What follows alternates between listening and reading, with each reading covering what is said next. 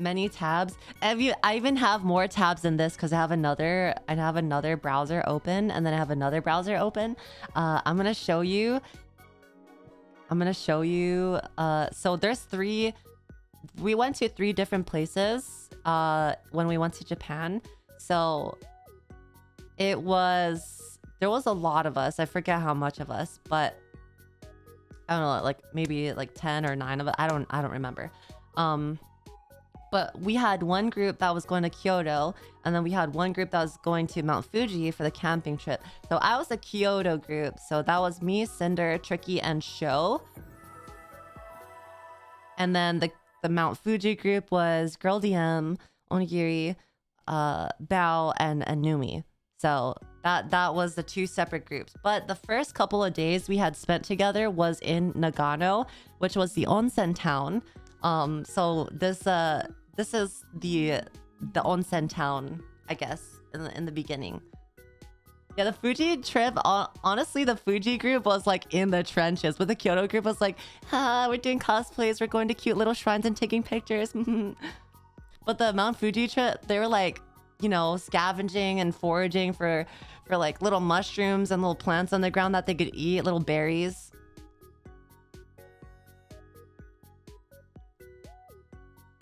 Gary sent them to the other side of the mountain. Yeah, they freaking Gary. So Gary had scheduled the Mount Fuji trip or the camping site to be in one prefecture, but they ended up taking the Shinkansen to another prefecture. So when they got there, the lady was like, this is in, I don't know what prefecture that they needed to go to. I think it was like Shizuoka or something. And Gary walks up to Numi and Girl DM, and she's like, guys, this is not the right prefecture, like, at all. And they were both like, so what do we do now? And so they had to take like a taxi like 2 hours out that cost like $500 to get to the right prefecture. And they fucking I think the office closed down when they got there, so they couldn't even get into their cabin, I guess. But they still eventually got into their cabin, but I don't know how they did it. I need to hear the story from them. But at first they didn't have a cabin. Numi said it was more like 300. Numi said she got that on camera. I can't wait for the vlog. There's so many stuff. There's so much things that I recorded that I wish I could show you. But right now, all of the stuff that I recorded either has like show in it or someone's face in it. So I have to have it blurred out before I can show you any footage, guys.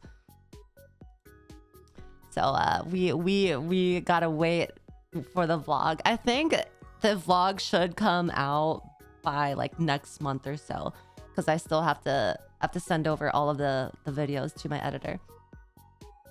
We aren't leakers here, right? Y'all are gonna you guys are gonna sell all the leaks. You're gonna sell all of our faces and informations. It's gonna be like a Reddit thread or a Discord. It's like VTuber leaks.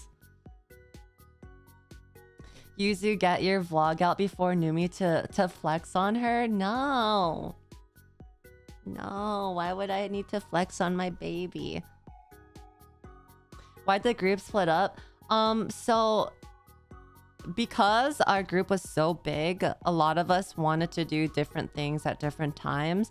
And then also because we have a big group, it's hard to keep such a big group together in Japan, because a lot of places in Japan can only hold, you know, max people at like 5 people, 4 people at like restaurants or like places to eat or places to go. So it just made more sense for some people who are less interested in camping to go to another place that they're more interested, like Kyoto. Like I already went camping with Giri the last time, so I didn't really feel like I wanted to go camping again. So instead, I wanted to go see more historical, more like scenery in terms of like shrines and temples and like all that stuff. So I decided to go to Kyoto, and that's just pretty much how it happened. Like everyone split based on which one they wanted to do more of. Yeah, when we learned that the camping group didn't go to the right prefecture, we were like, I think, wait, what were we doing actually? I think we were cosplaying. I think we were doing a cosplay. We were getting our makeup done. We were being pampered. We were getting all of our wclothes being put on. And we were all looking yassified or yassified. And the camping trip was like, guys, we don't have a cabin. And it's just them sitting on the freaking grass with a bunch of leaves all over their bodies so they could get some type of warmth. Were you doing the Oni cosplay like Cinder and Tricky? Cinder and Tricky did the twin Oni cosplay, but I did the Suzaku cosplay. And then Sho did Byakko cosplay. So sadly, they didn't have Seiryu or Genbu.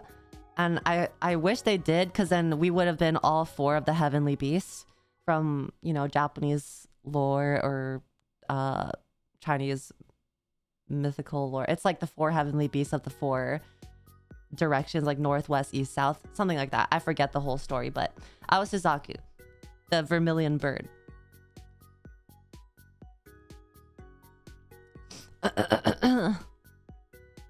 Not the generals, the cardinal beasts.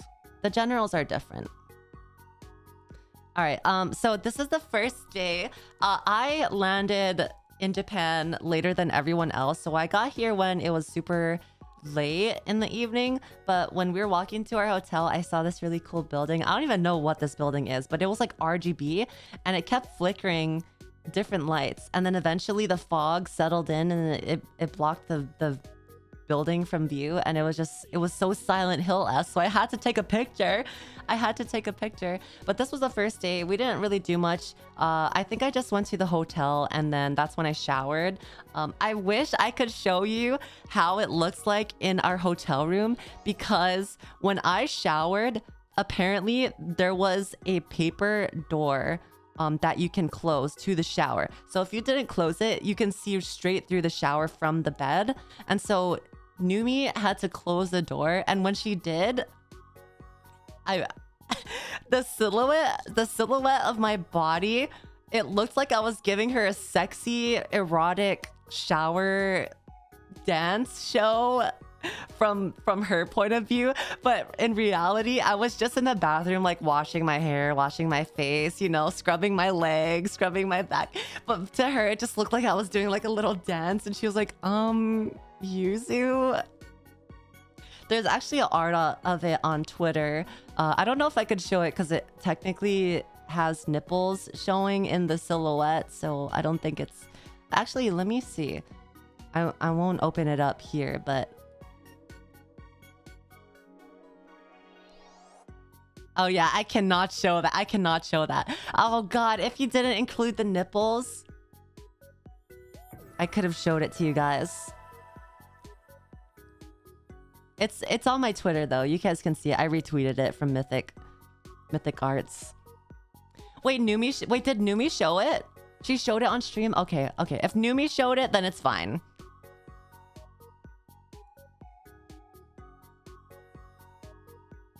Real quick. Okay. All right, guys. You got me. Okay, that's it. That's all you get. That's all you get. That's what it looked like to her. Just joined it already, sus. And then, so Numi, she wanted to see what it looked like from if she was showering. So she made me record her while she was showering to see what it looked like for her. Yuzu, and hope to see you again in 7 days. She was like, Yuzu, I want to see what it looks like for me. So just record it for my vlog, or record it on your camera and my camera. So I'm here like outside. I feel like a peeper. I feel like a pervert, like recording my friend showering, and she's like all naked, and like I could see her silhouette. Bruh. For the vlog, guys, for the vlog. Numi had the best time ever. Yeah, that was only for one night though. We only stayed for one night. I wish we had more time. But we were all on a tight schedule. If our trip lasted 2 weeks, I think we would have a perfect amount of time in Japan. But I think we only stayed for a week and a half. There's an old man inside me. I was a peeper, guys. I was being a pervert, but Numi told me to be a pervert, okay? It wasn't my idea. She told me to record her. Mythic posted the follow-up art to that. I probably can't show that because it's definitely something sussy, isn't it? All right, and then okay, we ended up wait, actually, do I have a video that I need? Do I have a video? Hold on. I might have a video.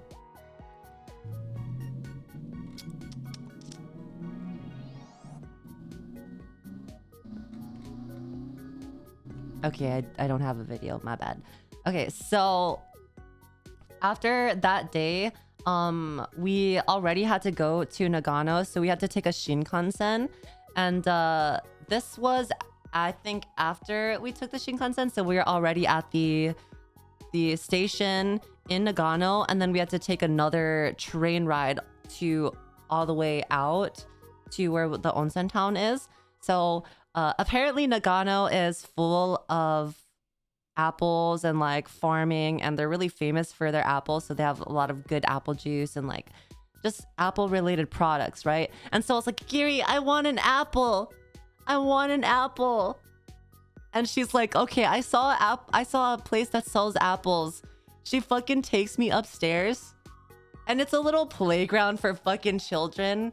It's just a little apple themed playground for children. And I'm like, Giri, where's the apples? And she's like, oh, I thought I saw the apples here. So we're like looking around this place, right? And it's literally just all a bunch of like kids theme park for kids. I'm just like, damn, I really got scammed, huh? We came all the way out to Nagano to try apples, and here we are just at a kid's playground. Love it here. Love it here. I guess I got my apple. There's a huge one right there. I did actually end up getting an apple though. Downstairs they had a little grocery store, and bro, when I tell you they were the best apples I've ever had in my life, they tasted like pears for some reason, and they were like $2. They were like $2 for a big, I wish I took a picture. It was a big ass apple for $2. Well, technically 200 yen, which is like less than $2. And it tasted like a pear. Like, it was super juicy. It was very crunchy. It was the perfect apple that I've ever had in my life. I loved it so much. It was amazing. It was so good. Were they actually pears? No, they weren't. They weren't. They were apples. I know it because it said Ringo, and Ringo is apple. Giri taking everyone on necessary side quests. Bro, Giri's the one fluent Japanese speaker, and she took us to the wrong places every single time. And then here's one of the pictures from the train. I actually have a video, but I need to skim through it a little more because I know the reflections might show some of my friends, and I don't really want to risk that showing that on stream and then like have a reflection and someone's like, oh, I just saw someone's face. But yeah, maybe this was an hour train ride, and this video was taken at the front of the train. It's actually kind of funny because before I took this, Bao wanted to take a video, and so Girl DM, I think, said, Bao, you should go up to the front and take a video. Like, we can see from the conductor's point of view. Bao walks up, she tries to open the door to the conductor's like little station where he's like manning all the controls and all that stuff. And there's this local Japanese guy in a salaryman suit, and he's like ah, damn it, and he's telling her not to open the fucking door, and she's like, oh, my bad, oh, sumimasen. And I'm just watching Bao at this whole encounter, and then she closes the door, but she's like recording, and the guy's giving her a stink eye. And I was so scared to record my point of view, but thankfully at the next stop the guy got off. So after that I went up and recorded my side, so I didn't get scolded. He was probably thinking like, stupid ass gaijin all the time. foreigner incident, what would happen if she opened it? I mean, I don't think you're allowed to be inside of the conductor's room. So he probably assumed that she was going to go inside and like record. So yeah, she might have been arrested. I don't know. She might have been deported. Japan is very strict. Can't distract the trained person. This is why Japan hates foreigners. Well, I just assumed that Bao was smart enough to not open the conductor's room door and just record from the outside, but she just straight up tried to open it. Okay, deporting Bao. Okay, arresting Bao. It's Bao. Come on. And then we ended up going through a bunch of like little mountain passes. So like there was like little caves and it was so cool and pretty. And in the surrounding area, you could see all the apple orchards and the grapevine orchard, whatever. Say that sentence again, but slower. I trusted Bo to be smart enough. I trusted Bao to be smart. Bao is smart, okay? Sometimes she could just be a little not there in the head, but she's smart most of the time, like 99% of the time. And then we actually... So this is the onsen town that we ended up in. This was the view looking down the mountain from our ryokan. So our ryokan was... on the right side here, you can't really see, but there's a little garden. I have a video that you guys will see in the vlog later. And so this is the view, and then I'll show you a view of the other side as well that leads up to the mountain.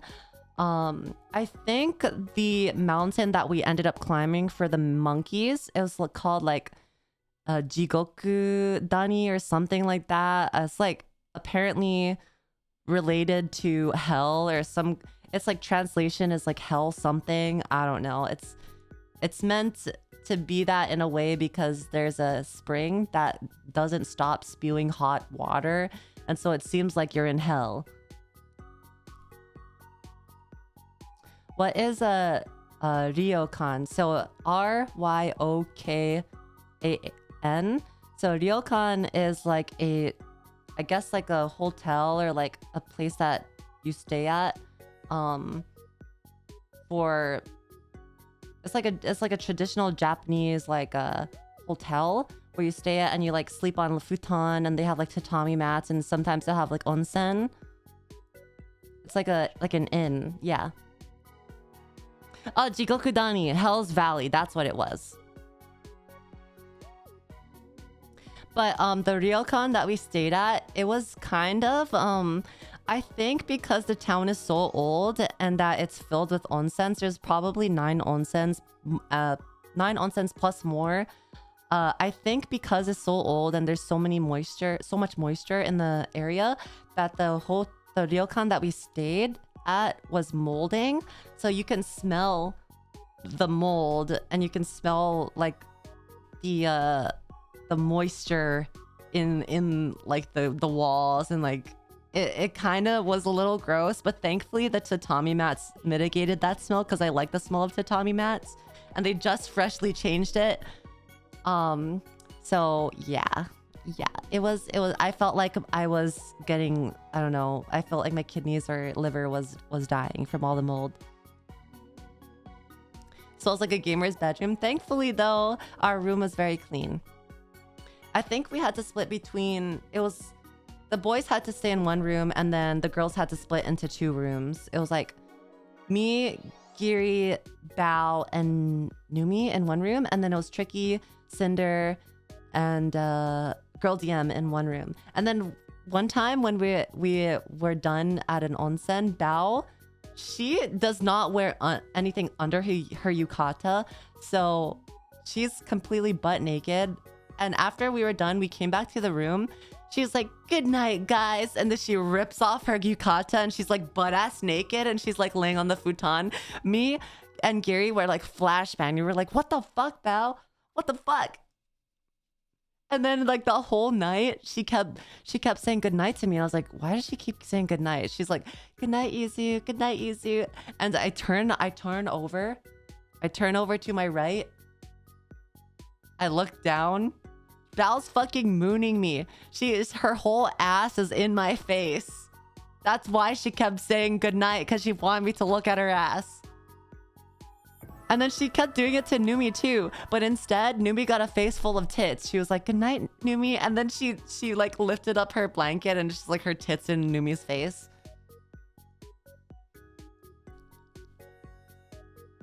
Damn, I would hate to see that. I would sure hate to see Bao's butt naked ass in a futon right next to me.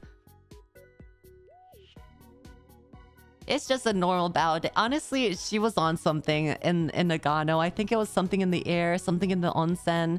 Something changed Bao that night.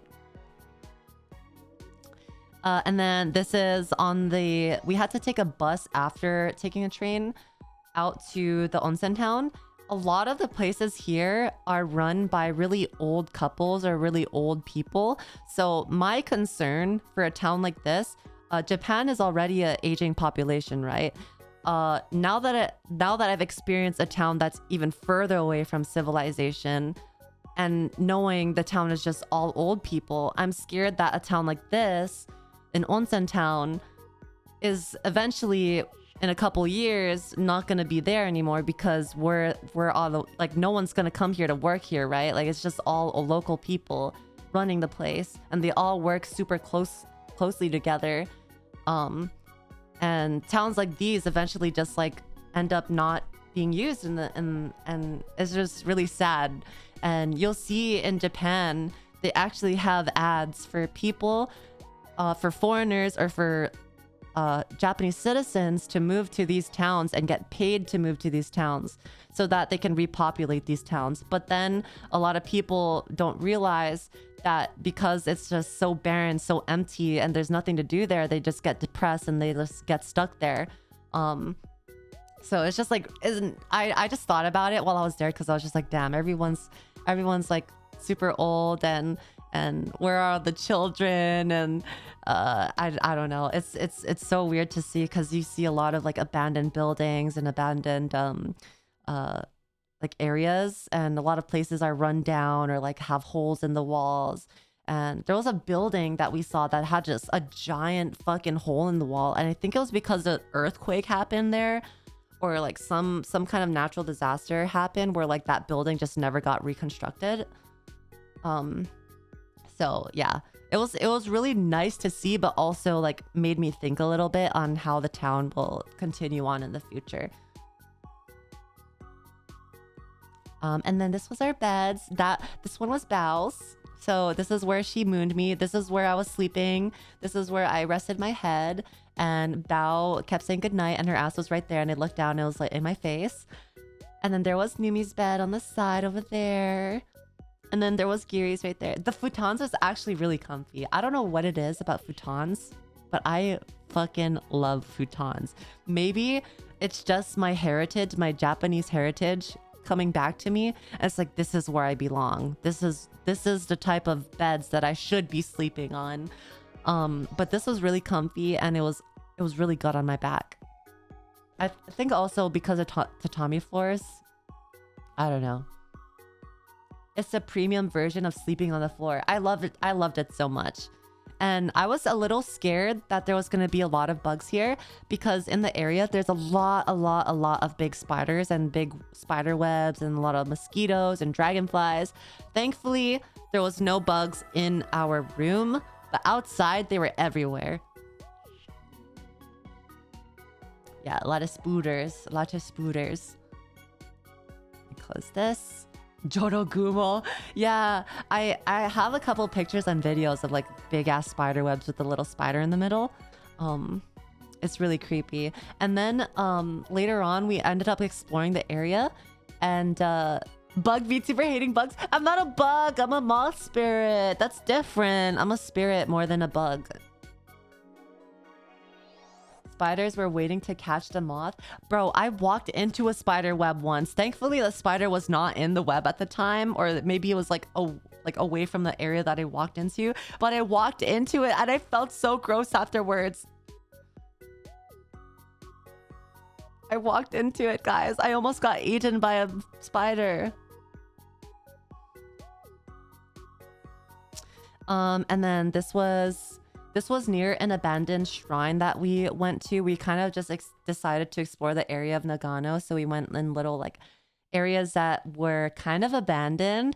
I don't know if that was allowed or if that's like something that you're able to do as a foreigner, but we did it anyways. And no one said anything.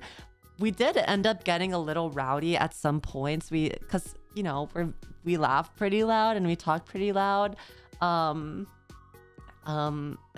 Show. But some of the residents will like come out. They didn't tell us.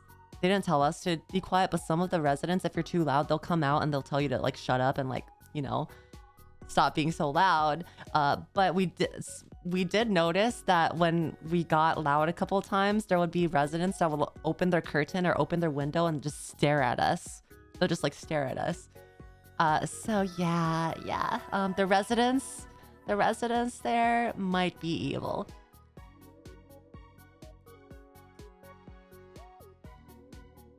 I know there's a real species of spider in Japan called Judogumo. Not sure if it's named after the folktale or vice versa. Maybe it's named before the folktale. I'm not sure what came first. The hills were silent as well. The hills were silent here actually, but there was no fog. So it wasn't really that scary. Aside from the fact that when you explore at nighttime, everything feels like a Chilla's art game. That was our running joke for the duration that we were in Nagano. We were like, oh my god, doesn't this look like a Chilla's art game? Oh my god, no way. Chilla's art based off of this town. Chilla's art mention. But yeah, we end up exploring, and I think I have a couple of pictures of some abandoned. Yeah. Okay, so throughout the town, it's so common, super common to see houses like this run down because no one lives in it anymore. It's all overrun by nature, and vines are like creeping up the house, and the house is super dilapidated and broken down and falling apart, and it's just like kind of sad because, you know, like where even are the residents gonna go? You know, they're just gonna live here for the rest of their life until they like die of old age, and then no one else is gonna come to the town and run the place, and then the town's gonna be abandoned for the rest of time. I don't even know what that says. What does that say? I'm just wondering, not to bring up some creepy stuff, but did you happen to be near Aokigahara Forest? That area is scary AF. No, I don't think we've been near that forest. Yasai Kuda.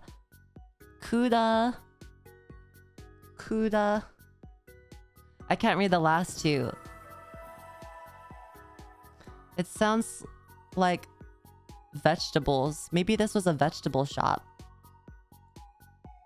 A lot of the places in Nagano are a lot of the shops are run down, or they're run down, but they still have like business. Like a lot of the businesses are run through people's houses. They don't have like separate shops.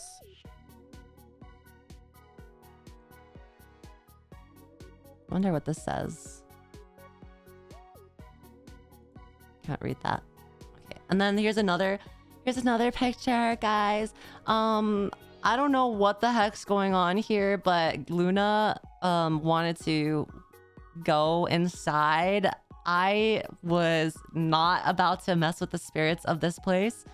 I was not about to go inside and awaken a spirit and make them mad and have them haunt me for the rest of my life. So I just stayed back and I just, you know, recorded. No one actually went up there, but they wanted to. I feel like you would get in trouble too if you went up there, and obviously this doesn't look really safe, so you might get hurt as well. Like if you mess with one thing, what if the whole place falls apart? Come on, Yuzu, you don't want to live out a Chilla's art game? No, I do not. Did they ever take you to a school that's abandoned? They're scary as fuck. I don't even think I've seen a school here. That's the thing. I don't even think I've seen a school in this town. I think they have to take a bus out or some kind of train to go to the nearest elementary or like nearest high school. Or maybe they're homeschooled. I don't know. And then this is the streets. It was much cleaner near all of the ryokan and all of the onsen. Much cleaner, very pretty. A lot of cute little knick-knack shops and little snacks. A lot of produce, a lot of fresh produce. I ended up getting an apple juice that I didn't get to bring back home because you know, I couldn't bring it past customs. I didn't know that, so they had to have me throw it away. But I wanted to try it because it was super fresh apple juice from Nagano, and Nagano's famous for the apple juice. So maybe next time. Actually, I don't think I'll come back to Nagano, to be honest. It was okay. It wasn't like super awesome, but it was good for like 2 days, and then I was good to go and ready to explore other areas. You didn't gulp it at the TSA checkpoint. Well, it had, you know, the beer bottles when it has those little caps that you have to use the opener for. It had one of those, and I didn't have an opener at the time, so I just couldn't drink it. So I had to just like toss it, sadly. Yeah, I really thought I could bring it. I think Show also bought one. I don't know if he got to keep it. Bao also bought one. I think she drank hers before she left Japan. Just use your hands like a man. Bro, I cannot open beer bottles.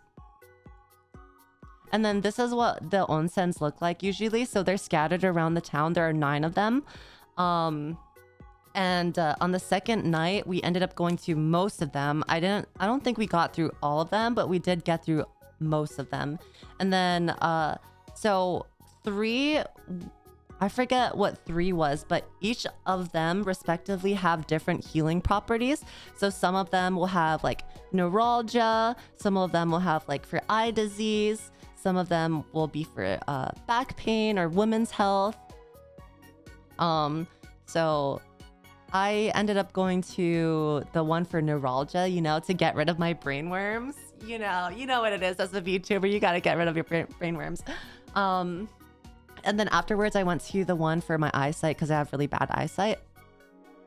And then after that, I went to the one for women's health because you know what it is. You know what it is. Did that town smell a bit like eggs? It does. Wait, why do you ask that? Have you also been to an onsen town?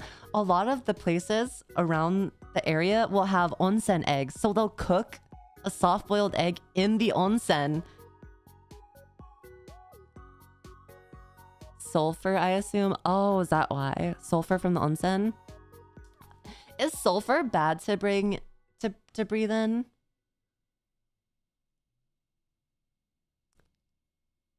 Yes. Oh god, guys, we were like, oh, we were breathing in sulfur for two days, and also bathing in the sulfur. Oh, GG, y'all. We're done for. We're done for. If we all of a sudden all disappear at the same time, you know why. Yikes. But yeah, a lot of the places in Nagano had little baskets full of eggs, and it works on an honor system, so you put in 100 yen, 200 yen, depending on the price on which area that you're in, and they'll have eggs, and they're all soft-boiled eggs from the onsen that it's near. So, and I tried one out, and it was the best egg that I've ever had in my life. It was an amazing soft-boiled egg, and I loved it, and I wanted to go back for more. But the second time that I went, it wasn't there. So I think people bought it out before I could get my second egg. And then, not gonna lie, a lot of the places, a lot of the onsens, they look as if you are going to have the grudge pop out of the water or pop out of the corner of the ceiling and like grab you with her wet hair and then choke you and then drag you into the water. I'm not gonna lie, it is very scary. If I had went alone, I think I would be like shitting bricks. I would be so scared if I went alone. And at one point there was one onsen where the wall was patched up with a different type of brick wall. So me and Numi was like, oh yeah, this is it. This is our end. This is our end. The grudge is gonna come out this wall and take us. Hakone is really nice for onsens. They got a lot of private ones too in case you got tattoos. A lot of these places were okay with tattoos, surprisingly. I think it's because they accommodate for a lot of foreigners. So I think that's why. But a lot of places in Japan do not accommodate people with tattoos because they associate tattoos, especially if you have a Japanese style tattoo. They will associate that with the Yakuza, and they are very serious about that. So they do not fuck with that. They do not let the tattoos slide. I stayed in a private onsen in Hakone and it was incredible, though a bit pricey. This place I believe was not that expensive. We were gonna stay at an expensive ryokan, but because there was so many of us, we had to book it super in advance and we didn't get it in time, so we stayed at a smaller one. I guess I can't go to an onsen. Well, you can. You just have to find one that allows tattoos. And also sometimes they'll allow you to like put a bandage over it, or they'll allow you to put like a little covering of the tattoo and it'll be fine. But there are some places that a lot of places will be strict about tattoos. What if you have a womb tattoo? I think tattoos in general. A decade ago, a Maori woman I knew was refused entry to an onsen because of her tribal chin tattoo. Yeah, it's such unfortunately like that for Japan because, you know, different cultures. Like I know Maori, Hawaiian, Samoan, like a lot of tattoos is ingrained in their culture. But like when they go to Japan, they can't do certain things because they have so much tattoos and it's just like seen as taboo in Japan. So...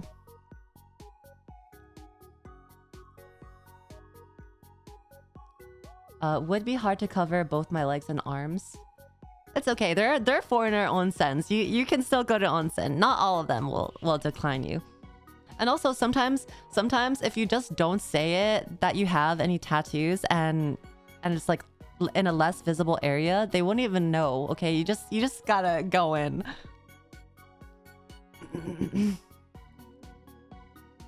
And don't be black in Japan, they kind of racist. I mean, I think that's only really in the countryside though. The countryside Japan is definitely super racist because they're very patriotic or very like xenophobic, I guess. I don't know. In the countryside for sure, but in the city they're not really.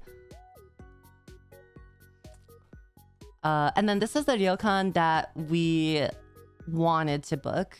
This was the one that I believe Bao had been to the last time, and since we had such a big group, the booking time was very tight, so we had to book like 3-4 months in advance.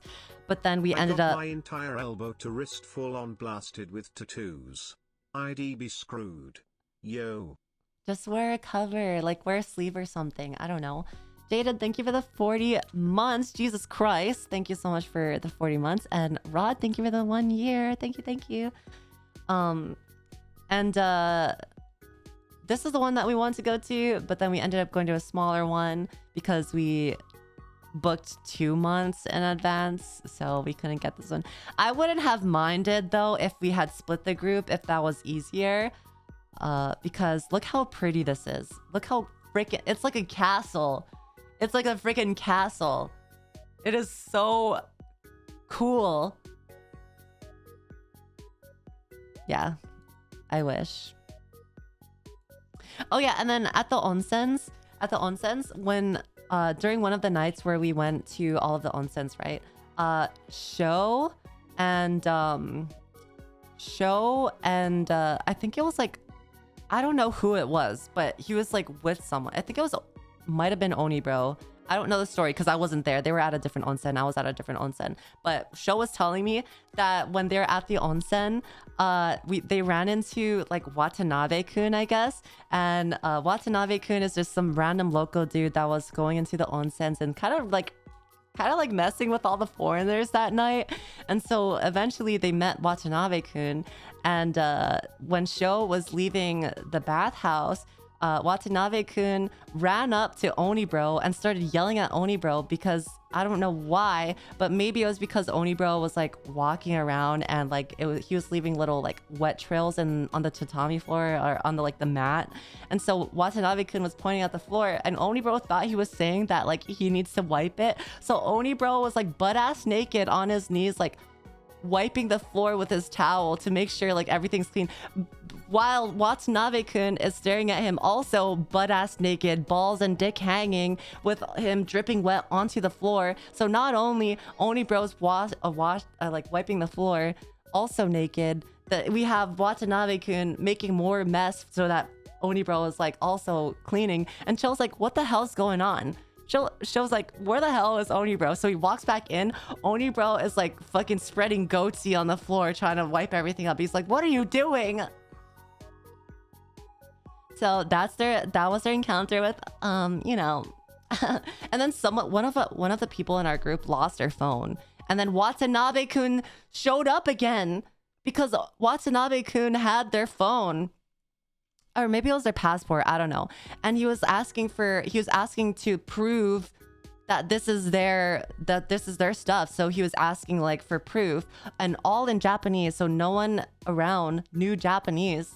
And I think it was either Bao or Onigiri that had to go and like, you know, talk to Watanabe-kun to make sure that we get our shit back. And he was just like I don't know, making a scene when there really did not need to make a scene. And he was just, I don't know, he was just everywhere that night. They almost got arrested. Yeah, it was Bao's phone. Oh, it was Bao's phone.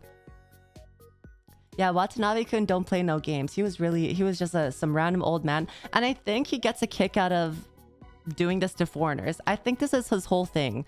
I think he enjoys going to these onsens just to fuck with the foreigners. Hi, Psycho. Hello. When you use Face ID to unlock it and he still's like, no, you must call the police. Yeah, freaking, they even unlocked the phone with their Face ID. And he was like, actually, no, you still need to call the police because I don't know if this is your phone still. And I guess he didn't know that Face ID works the way it does because he had a flip phone. He had a basic ass, old ass flip phone type brick phone. And he didn't know that the Face ID is like the one surefire way to know if this is someone's phone. Because like, how the hell are they going to get in the phone if it's not theirs? Dude, he was the random NPC that walks up to you and it's like unskippable dialogue. It's unskippable dialogue, so you have to stay there and like listen to the whole last 50-minute monologue.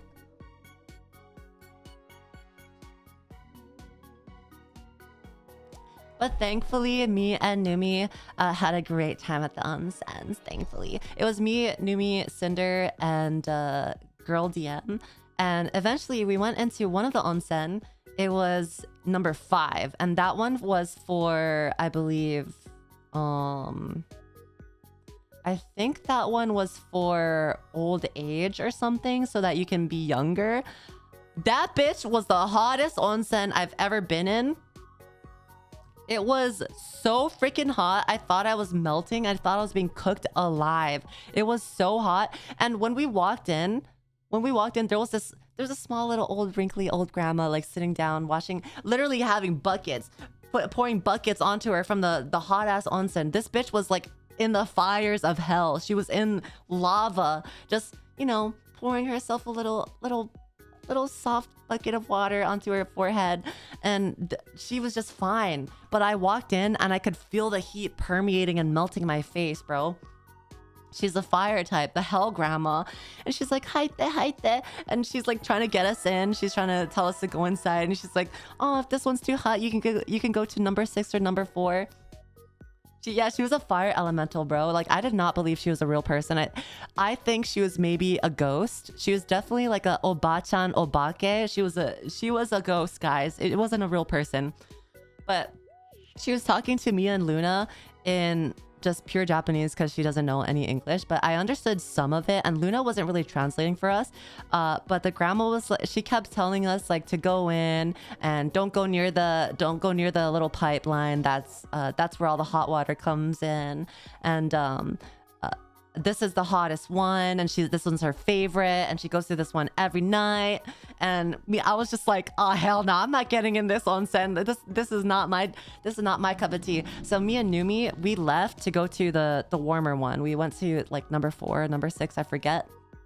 But Cinder, Luna, and Tricky ended up staying, and Tricky loves the hot water, so she actually got in and she was fine, but everyone else was like burning up. Hi, Juniper. Hello. Mwah. Oh, I mean colder. Yeah, my bad. Colder.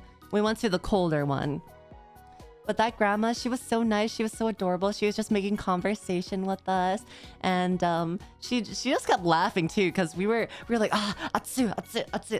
And the grandma, she just kept laughing. She was just like, goba ichiban atsu. Hi. She's like, daijoubu, haite, haite. She kept telling us to go in. I'm like, no, I'm gonna fucking die. Hi, Juniper. Hello. No, I can't handle extreme temperatures. It's not for me. It's not for me. So what's this I heard about Bao flashbang you all with her cake factory? That's just a normal Bao day. She just went around the town in a yukata, not wearing any underwear or bra. So every time she came home, she would just rip off her yukata and she's just butt-ass naked in front of everyone. That's just a classic Bao moment.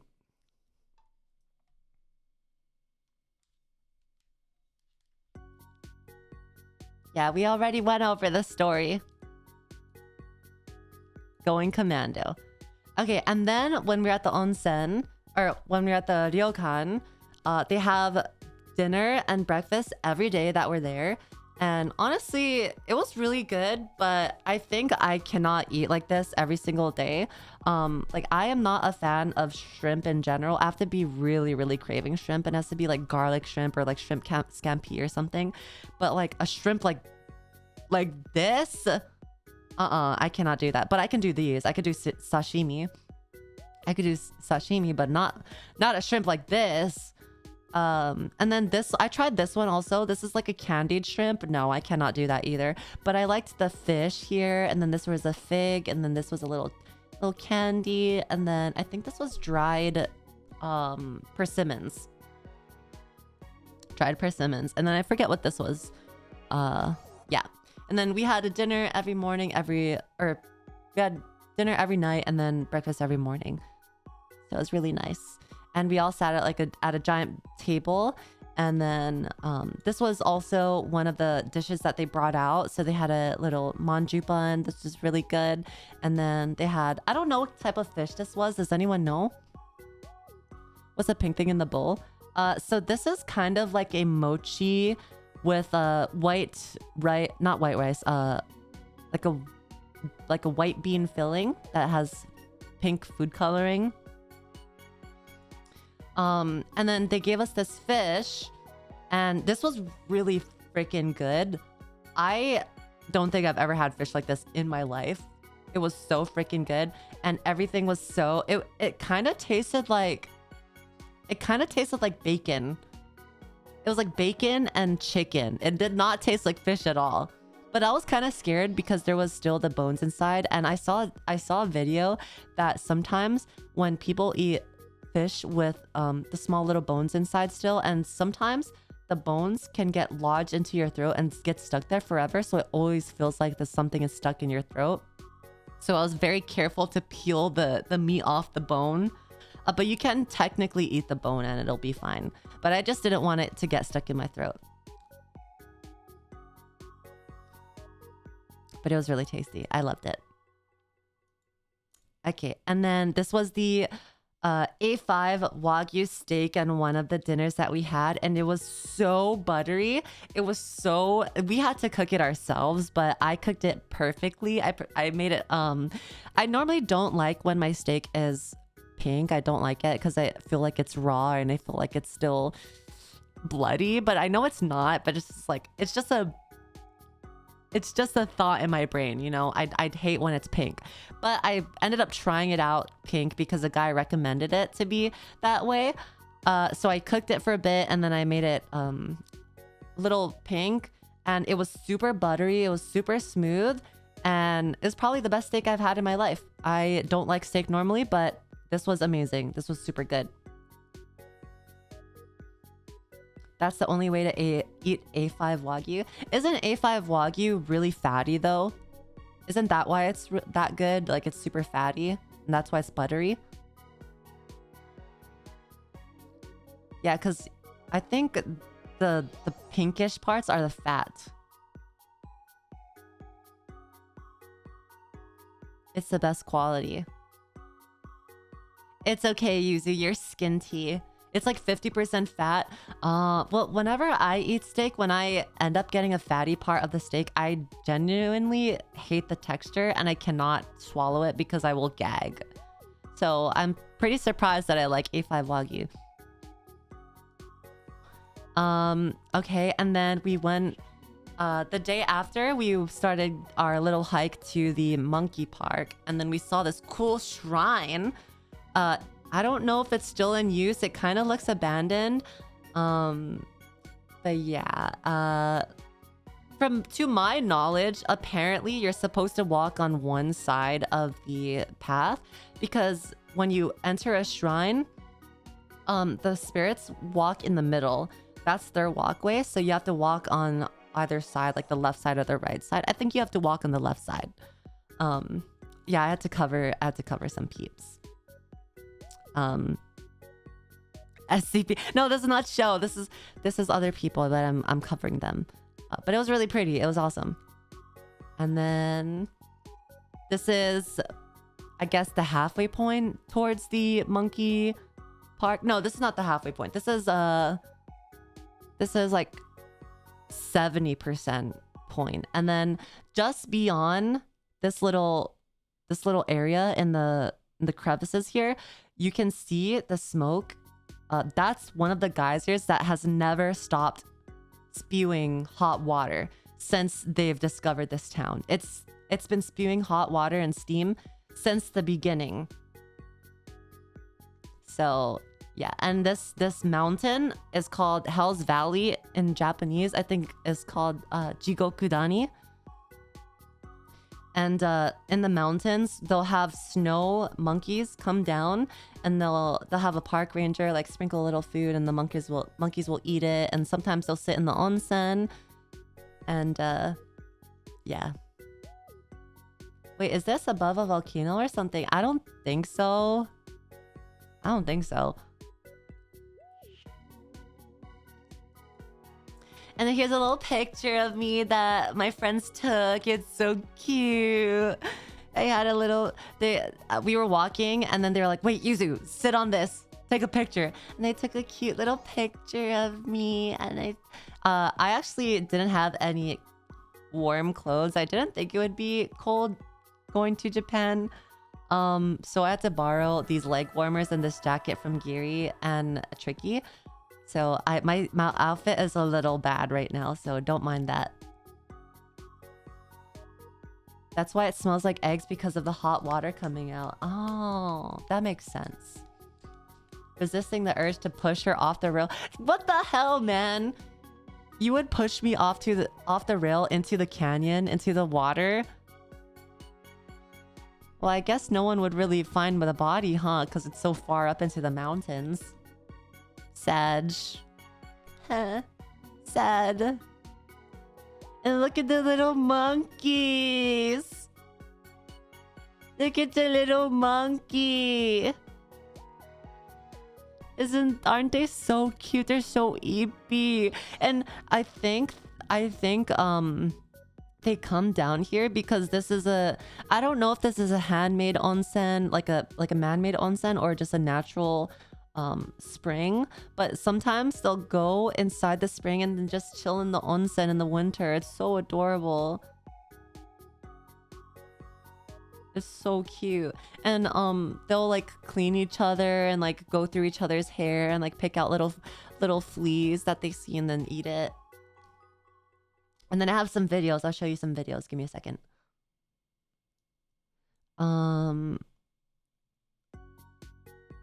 Okay, I have video over here. Okay.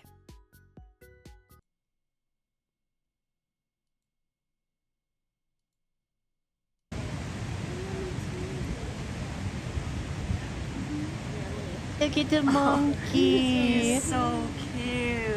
Oh, monkey. And you can see its balls. Fur is so clean and fluffy. I know. How Like did a Pomeranian. They literally have an onsen and they just eat here every day. Like, bruh. I want to be No so rent, no happy. nothing. I feel like monkeys All are for sentient free. and they're just pretending so they don't have to pay taxes. They're just pretending. And then here's another one. So the park ranger. Big bag. So the park ranger sometimes comes by and then we'll sprinkle a bit of food for the monkeys to like eat, so that we could get pictures and like videos of them. And here is it. Big bag. Big bag. Big bag, big bag.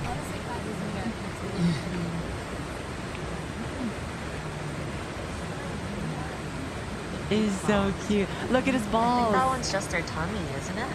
Oh, not the balls? Are they sitting on their balls right now? Those are the balls. Oh god. And his little pee-pee. And his little pee-pee. And then I have another video. Guys.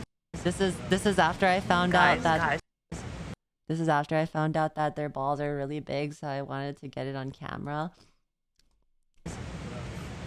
Guys, chat, look at this. Their balls are huge. Look at his balls. Wait, do it again. Holy schmoly, man.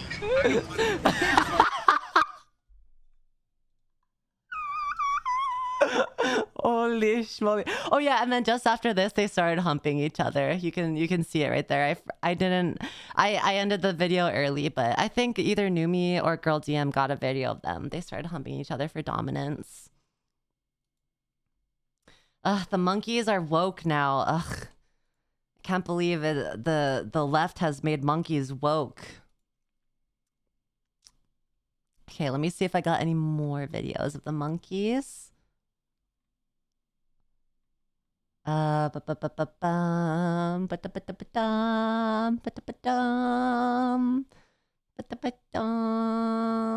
yeah, and then while we were at the mountain,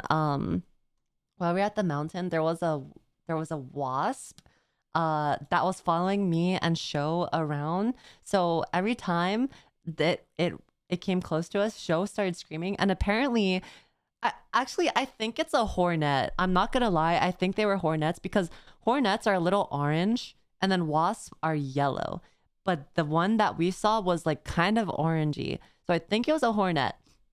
But anyways, every time it come close, Sho would scream, and apparently you're not supposed to be loud because when you're loud next to wasp or hornet, they get aggressive, and they like respond to sounds like that. That's how they like function, I guess. So if you're loud, they get like really aggressive. So every time he would yell, and the fucking wasp or hornet would like follow him every single time. And throughout that whole trip in Nagano, wherever we went, there was a hornet following us. Wherever, I feel like it was the same hornet every day that we were there. There was a hornet following us. Why do you emphasize the it's hornet? It's hornet. It's an op. Our biggest op is a hornet. It's hornet. Hornet. Hornet. Who the hell says Hornet? It doesn't sound right. Hornet. Then why is it not spelled with an I? Hornet.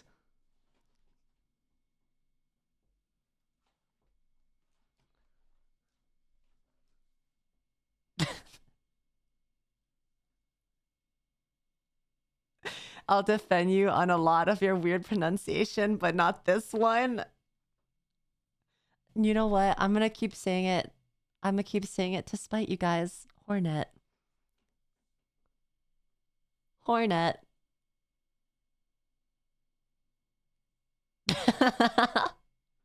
Okay, Hornet. Vigor. Compass. You pronounce bucket like bucket?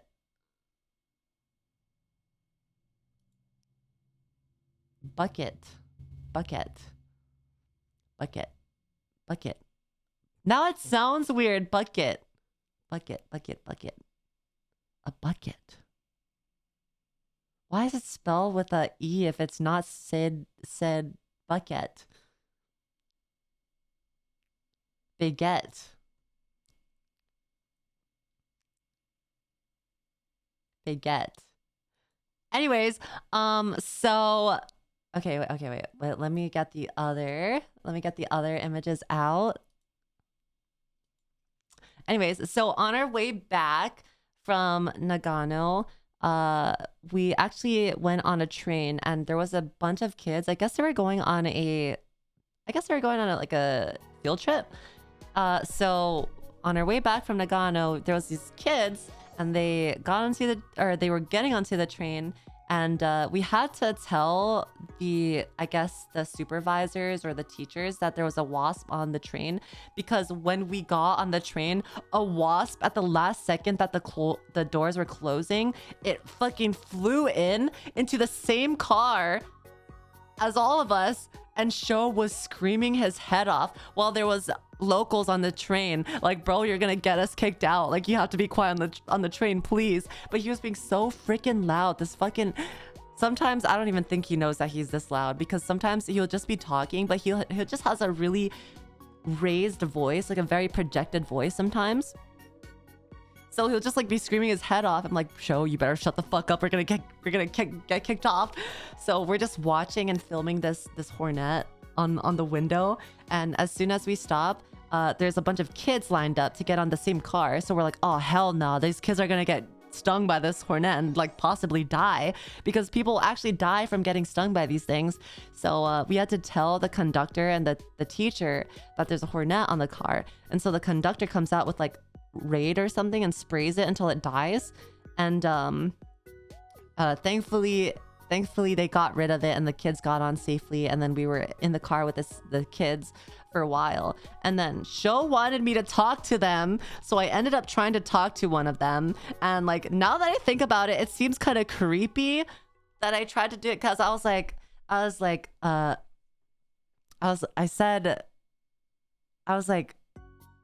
asked them what their favorite color was, because they were like really young. So I was like, maybe a small conversation, small easy Japanese will work fine. I was like, nan iro ichiban suki desu ka? Something like that. I don't know. And one of them looked at me and they were just like mumbling. They're like, blah, blah, blah, blah, blah, blah. And then they looked back at their friend and then they started laughing. I was like, oh my God, I'm so embarrassing. Like, I'm gonna kill myself. I mean, love myself. And then Sho was like, no, you should try it again. Like, what if they didn't hear you? I was like,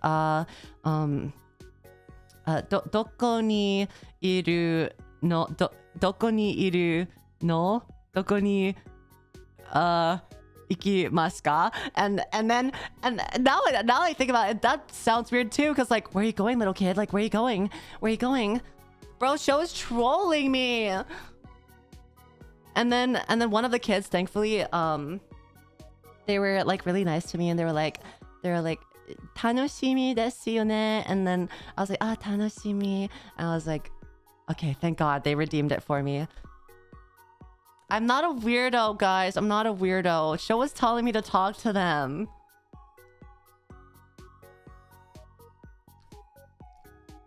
It was show. It was show. I was not gonna talk to them, but he told me to. Since when did you start listening to Show? Well, to be fair, me and Show kind of spent most of the trip together because we ended up like staying in like we kind of had like little pairs. So like we always like ended up staying next to each other. And then I guess we just got closer at that time, so we were just like kind of memeing on each other and trolling each other the whole time. What is the Japanese FBI called? Does Japan even have FBI? Do they even have FBI? To be fair, also, before we went to Nagano, there was a group of kids that talked to us. So I just assumed as well that like kids are comfortable with like talking to people. So before we went to Nagano, there was a couple kids that were like asking us questions and like talking to us and like, you know, being really friendly. So I thought these kids will also be really nice, but they weren't. And they probably are told not to talk to strangers. And like, that's fine. But like, now that I think about it, I was probably super weird to them. Okay, now I'm self-conscious. I'm not a weirdo, guys. Remember, kids, don't talk to VTubers. Okay, but we went back and so this is where we split off. The Mount Fuji group actually went back to Tokyo to have one day to pack and like get ready for the Mount Fuji trip. And then the Kyoto group, which is me, Sho, Cinder, Numi, we went straight to Kyoto. So I'll show you my Ryokan's Onsen right now.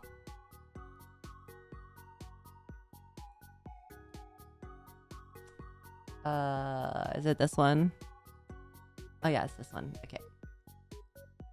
So all of the nights that I've been there, I think we had 3 nights here in Kyoto, and all nights the onsen was empty. So I had it all to myself each night. Well, there was one night where it was me and Tricky, so like I don't really count that as like anyone being there. So it was just like me, Tricky on one night, and then the rest of the nights I was by myself. So it was amazing. It was awesome. And I took a video and I took a picture that you guys will see inside the vlog. You're gonna see me naked. I'm kidding. I'm joking. But when I sat down to wash myself, I didn't realize that there was these buckets on the stools. So I ended up slipping and bruising my knee, which you will also see in the video. I bruised my knee because I slipped off of this little stool, and then I ended up on the floor like fucking Lois Griffin after she falls off the staircase. And then the water temperature was just right. It was so perfect for me. It was so good. Tricky wanted it to be hotter, but it was like the perfect temperature for me. But yeah, it was amazing. I loved it. It was awesome. It was cool. And yeah. And the Ryokan was, I think there was not a lot of foreigners there, to be honest. I think the Ryokan was like very local type Ryokan, where people will come from like Tokyo or Osaka and come to Kyoto and stay there. And that's why I feel like there wasn't a lot of people in the onsen. Did your leg heal? Yeah, my bruise is gone, but I had a bruise for a couple days after I slipped in here. Maybe it's not the season for tourists. Maybe. I feel like it was still pretty busy though. How the hell did you slip off the chair? Because I sat on the bucket and the bucket fell over, and then I fell over as well. So that's how I slipped. I didn't see the bucket. Bucket. At a cartoon fall. And then the same day that we had got to Kyoto, I wanted to get as much done as possible because this was Tricky and Cinder's first trip to Japan. So I wanted them to see everything. I wanted them to see all Kyoto has to offer, because this is my favorite prefecture of all time in Japan. Because it's a lot of shrines, a lot of historical things, and a lot of like tradition. So I took them to Kiyomizu-dera on the first day. Thankfully, we got there before the sun went down, so we got to see the sunset while we were there. And I think Kiyomizu-dera is where I think it's a temple dedicated to a bodhisattva that has like 7 heads and 7 arms. And it's like very... I don't know the full story, but it's very important to like Buddhism. I don't know. And then this is apparently... I didn't really get a good picture because there was people surrounding the right next to me, so I was like kind of getting pushed. But apparently this gate is supposed to symbolize the gate to heaven, and if you look through it, you can see heaven. And it's one of the gates in Japan that you can take a look through heaven.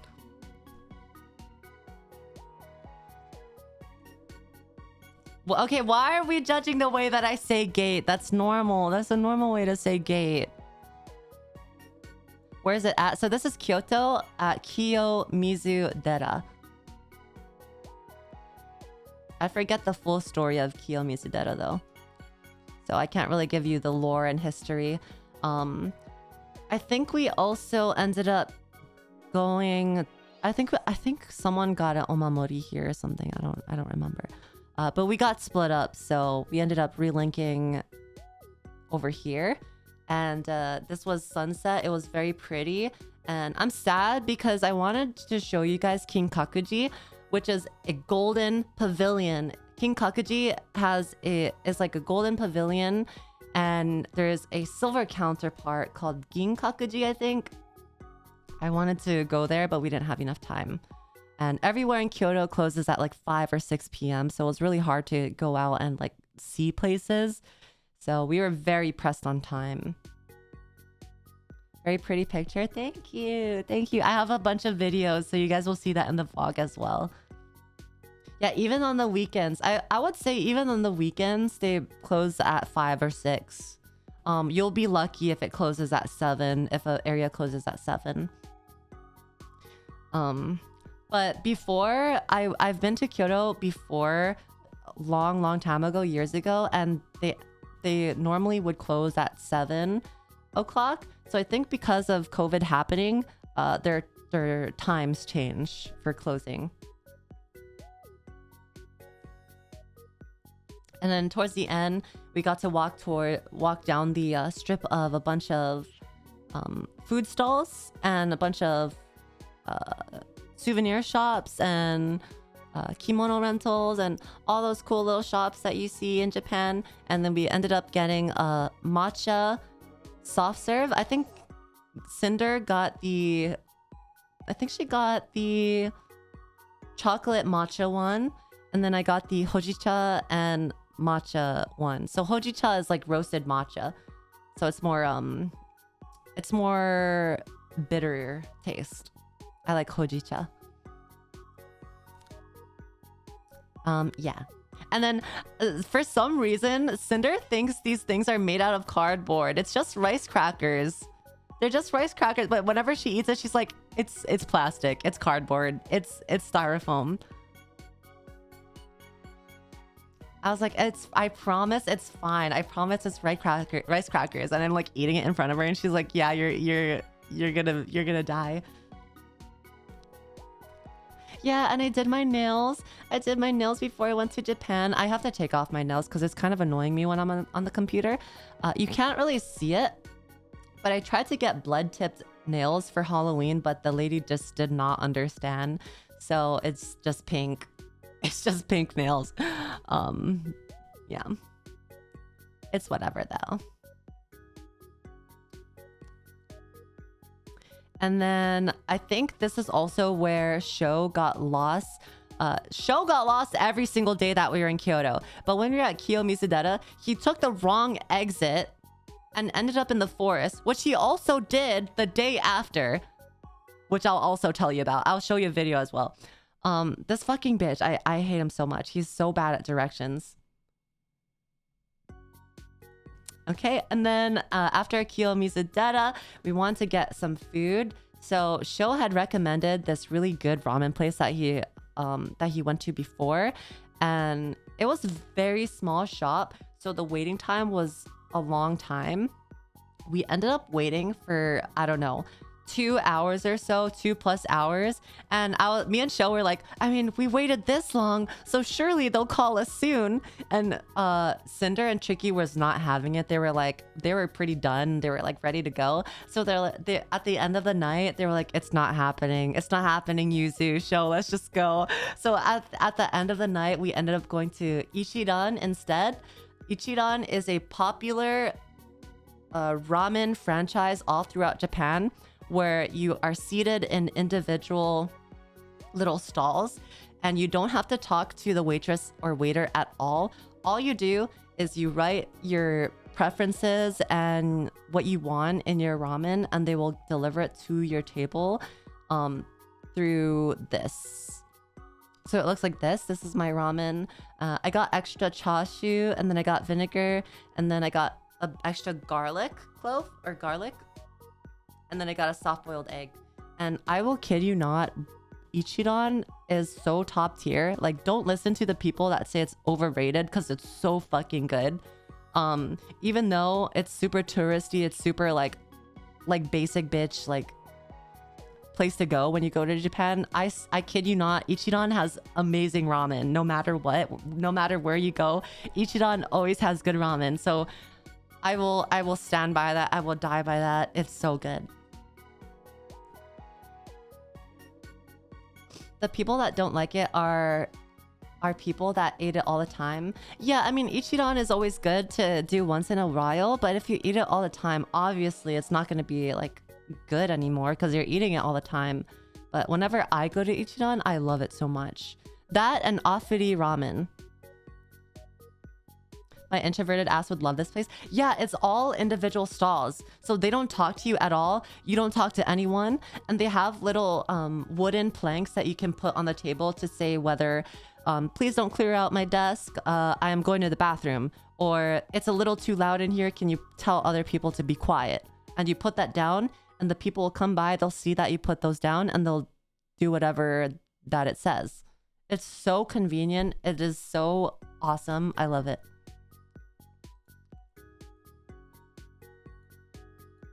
Okay, and then, yeah, no socializing. It is a VTuber's dream to not socialize. Okay, and then we went to, the day after, we went to Fushimi Inari, which is, I think Fushimi Inari is the head of all Inari shrines in all of Japan, I think, or it's either all of Japan or all of Kyoto. And it's pretty much a shrine that I think it's like a fox type shrine, like a fox shrine, and it's like the biggest one, like the head of all of them. And so this is the entrance, and it's a big torii gate. And in Japan, or in any situation where you're entering a shrine, when you see these types of gates, right, you're supposed to bow before entering. So it's like showing respect to the spirits that you are going to be intruding upon. So you just you bow before you enter, and then you walk on one side. Do not walk in the middle because that's where the spirits walk. So that's like basic etiquette for being in a shrine. But I mean, I don't know how the spirits feel at Fushimi Inari because like it's fucking crowded as balls. So there's people probably being hella rude to them. They're probably just hella tired. Maybe they moved to a different shrine, whatever. But yeah, Fushimi Inari is also the place where you see all of the torii gates on the mountain all lined up together in one column, and it spans throughout the whole mountain. And I think the hike is about maybe 50 minutes, 40 minutes. And we did the whole hike. We went all the way to the top. How many spirits did Bao defend? Oh, Bao wasn't part of the Kyoto group. Bao, Giri, and Numi, and Girl DM was the Mount Fuji group. So this was still me, Cinder, Tricky, and Sho. And then also, when you leave the shrine, you... so if you're coming out like these people, right? You turn around, and then you bow again. So you bow before you enter, and then you bow after you get out. Okay. And then this is one of... I had such a bad time taking pictures because it was really crowded. This is the one time where I got a picture where there was not a lot of people. Thankfully though, Sho got a really good picture, which I'll show you here. Look at this. Look how freaking gorgeous. So this is the whole mountain, by the way. The whole mountain full of torii gates. The whole walkway, everything just full of this. Yeah, my shoulder. This is actually a video. I would show you the video, but then at one point I turn around and you can see my face and it's like I look like the Giga Chad. It's really pretty. It's awesome. And then eventually halfway through, we ended up taking a detour to one of the side areas in the mountain. And we took a lot of pictures of Cinder and Tricky because the light that's coming through the trees is called komorebi in Japanese. It's called... So komorebi is like God's rays. It's like God's rays that shine through the trees and the leaves and the branches. So it was like the perfect time, the perfect lighting to get pictures. And we took so many pictures. I want to show you pictures of Tricky and Cinder that we took, but I don't know if they're comfortable with it yet. So you'll have to wait till the vlog happens. But yeah, we had so many pictures there, and we took maybe an hour just taking pictures and videos. It was awesome. Did you remember what I said before you left about you look like a Giga Chad? I don't look like a Giga Chad, I don't. And then Sho got lost again. Yeah, did you bow here? No, you only have to bow at the entrance. So we got lost again. So it was me and Cinder. We walked down the mountain and so it was a butterfly effect, guys. Let me just tell you, it was the stupidest butterfly effect I can ever think of, because when we were up the mountain, we were walking down, right? And I took one step down. I was like, oh my god, look, a worm. Oh my god, it's so cute, the worm. And then I leave it and then I turn right. Right behind me was Tricky and Sho, and we're like, oh my god, a worm. And they start recording it. They start like grabbing it to make sure it doesn't get stepped on. They're like taking pictures, taking their time. And that's where we got split off. That's why we got lost, because Sho and Tricky stopped for a measly worm. There, you know what? American worm, I sleep. Japanese worm, real shit. Let me take pictures and videos of this Japanese worm at the Fushimi Inari. But because of a worm, they got lost. And you know what's even crazier? They took the wrong turn that said in big bold letters on a big sign that said, "This is not an exit." And they were walking down that path for how long when nobody was around them. No one is around them. That should have given them the sign that that was the wrong place to have turned to. And so they were lost for a good hour. That hour could have been spent on us going to another place and having more time there, but they got lost for an hour. And this was me checking his location like every 5 minutes, and they're like lost in the fucking forest. Here, I'll show you a video too. This is how bad it was. It looked like they were gonna get kidnapped or something.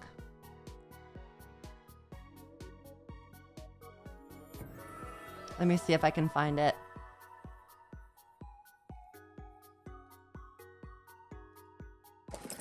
Guys, where are we? Y'all, help. I don't know where we... We're so...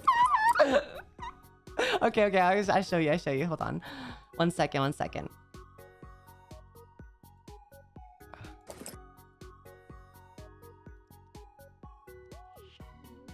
So this is what the path that they took. There's literally no one. There's no sign of human life or intelligence. Guys, where are we?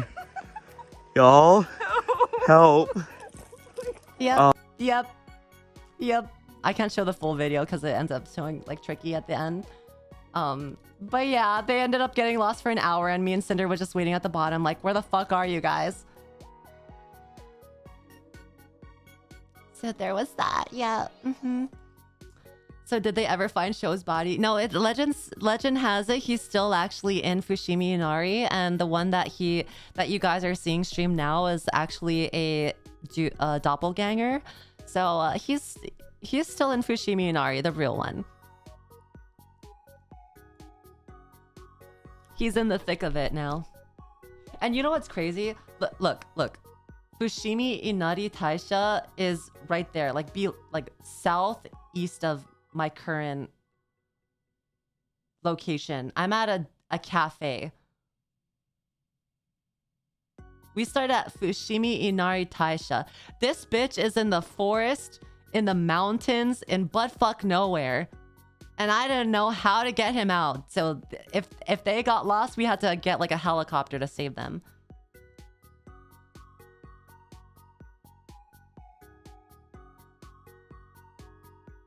Ludwig already has that song stuck in my head. I don't need it from you too. Yeah. And then we went to afterwards.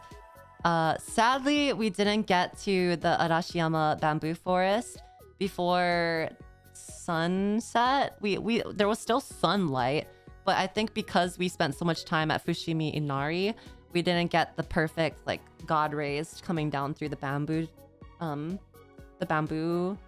all that stuff. So we got some good pictures, but it was very crowded. And then near Arashiyama bamboo forest, there was the it's called Togetsu-kyo Bridge, and that's where people will start canoeing. They'll paddleboard because there's a huge lake that they can rent out a paddle boat with.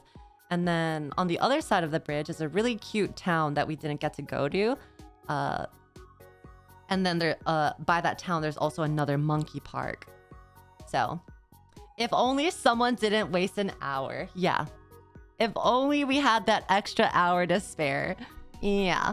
And then this is a screenshot from a video, so the quality looks really booty, but you guys will see it in the vlog as well. And you can't see it now, but in the video, you can see the rays of light from the sun behind the mountain, and it's very, very beautiful. Very, very beautiful. And then I have a video. Let me see if I can show you guys. Let me make sure Sho's big ass head is not in the capture. Brightness down. We are in Arashiyama right now, and I guess this is the... I think we're going to the bridge actually. Okay, his head is not his head is not inside. Okay. God, every single time, like this big ass head, always in the way. All right, so this is what it looks like. It's a little town on a riverbank, and then on the other side, there's also another small town where there's a bunch of ryokans and onsen and monkey park. We are in Arashiyama right now, and I guess this is the... I think we're going to the bridge actually. It's very... Oh my god, his head. I know, it's fucking this guy's head as well. Like, if it's not Sho, it's some random tall Japanese dude in the way.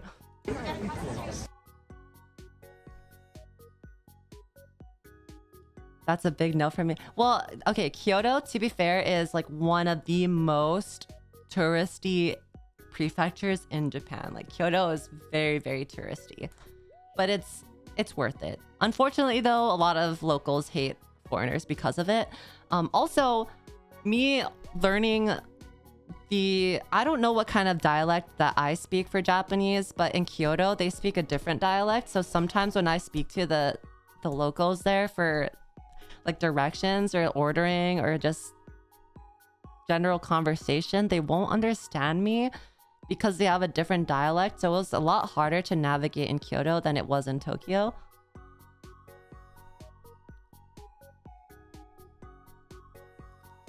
I am very baby Japanese, but I was the one that spoke the Japanese for the Kyoto group because no one else spoke Japanese. Yeah. Hear that Kyoto is beautiful? It's very beautiful. Birdifer. Why do I say birdifer? It's very birdifer, guys. It's very birdifer.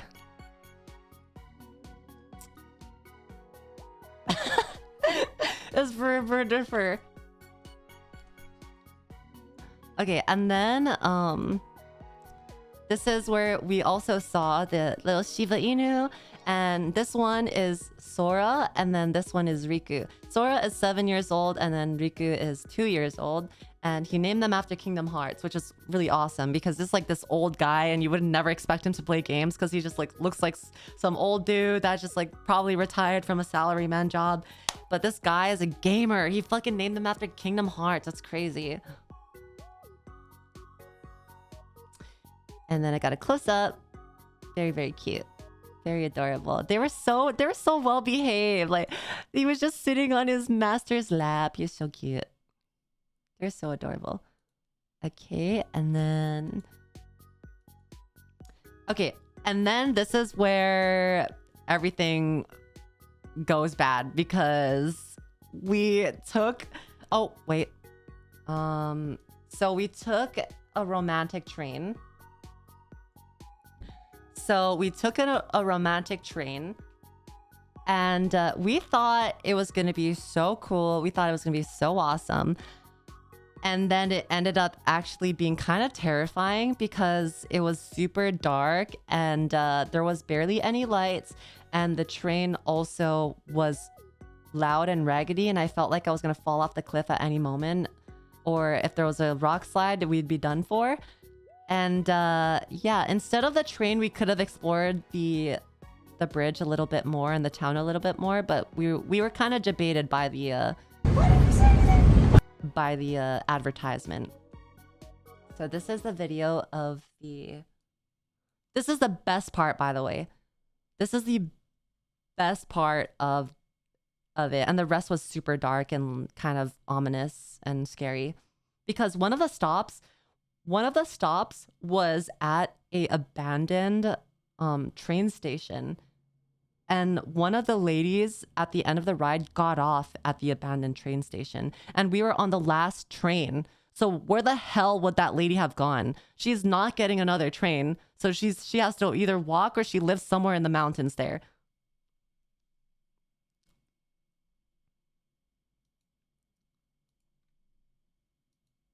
Wait, let me make sure it doesn't show any of our faces.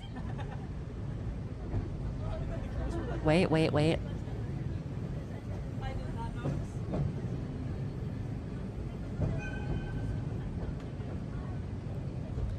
Did you notice she didn't have legs? She did have legs! She did!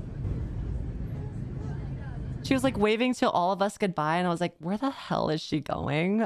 Guys, do you see this? This random lady just gets off at the in the middle of nowhere. Okay, so this was the best part of the train. This was the only part that was lit up by lights.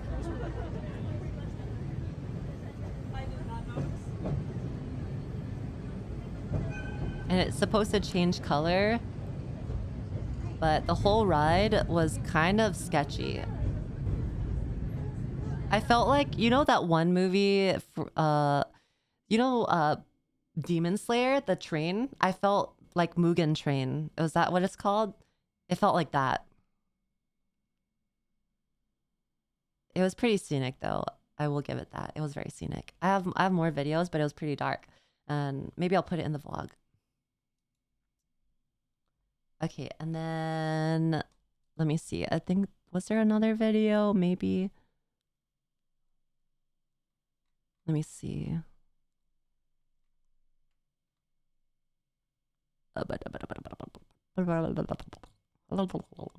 Okay, there was no video. Okay. You mean the demon train? That's an actual Japanese folktale? Oh. Well, it's a good thing we were on the right train, because otherwise we would have been on the demon train. It did feel like a demon train because, oh my gosh, maybe I could find a video, but we went through a multiple tunnels, and the tunnels did not have that many lights in it. So the whole train is dark going through this tunnel, and it's loud and bumpy and just, oh God, I think I have a video. Let me see. It's very creepy. Want to get on the train? Do you guys feel the romance in the air? Yeah, you like that? You like when the train is romantic?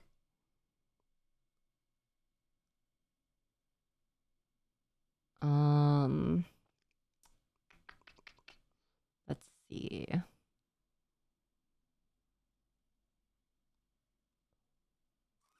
Oh, I can't show you. I can't show you because Show's big ass head is in the way again. I fucking hate this bitch. Well, you're gonna have to wait till the vlog comes out. Like, I can't get away from his big ass head. It's just, oh, I can show you the abandoned stop though. I can show you a little snippet.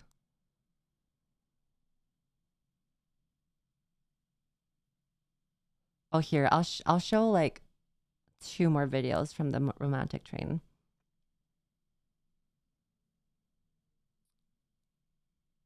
But I want vlog now. I think we're talking about 2 different things, man. Vlog versus vlog.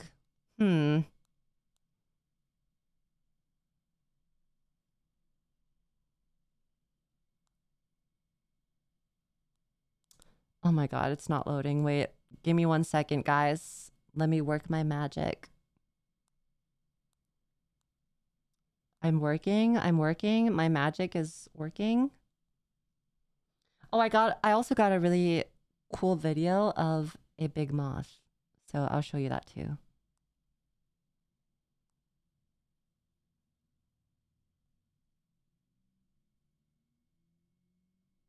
Okay, I sent it. Okay, let me open it.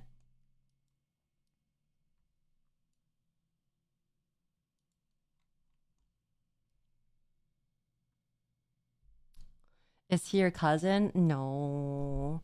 He's definitely not my cousin. I didn't eat the moth, no. Look at the moth, guys. Moth.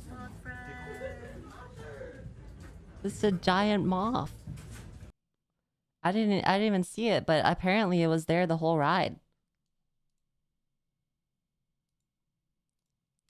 Okay, and then this one.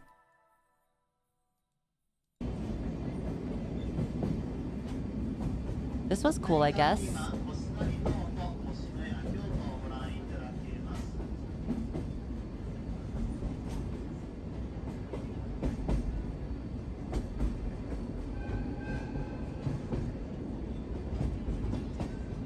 But it was late at night. I don't even know if we're able to go to that town on the other side because I don't think I've seen it before we got into the train. How long did this train ride go for? It was probably maybe 30 minutes. 30 minutes to like 40 minutes. And then...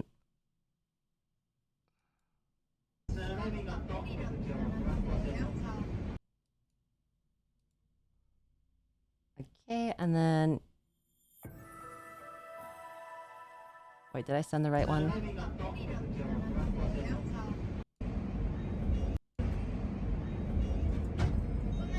Okay.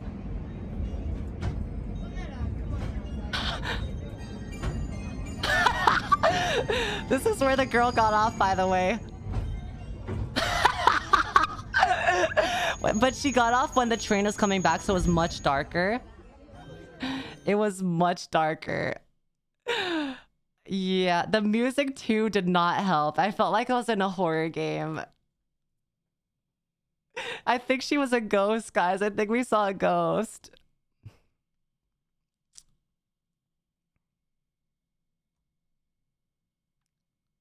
She definitely lives in the mountains or something. Or maybe she was a worker doing some maintenance in the area. But I don't know, that was very creepy when she got up and she started waving at everyone. I was like, are you gonna be okay? And this is the last train and there's no way to get out these mountains. Okay, and then on the last day, we ended up doing our cosplay. So this is the cosplay that I did. They're gonna send me, so this is actually a photo card that they ended up doing as a gift, as you know, they really liked us, so they ended up doing the photo card and then giving it to us at the end. But I have 5, I think actually 6 pictures that they will be touching up and then sending it to me in the mail probably next week, so I'll be able to post all of the extra pictures that I get from them. But this is the one gift that they gave to us, and I posted this on Twitter. And this is me as Suzaku, and then the one that you see of Tricky and Cinder is the twin Oni. So Tricky was the white Oni, and then Cinder was the black Oni, and then Sho was Byakko. Yeah.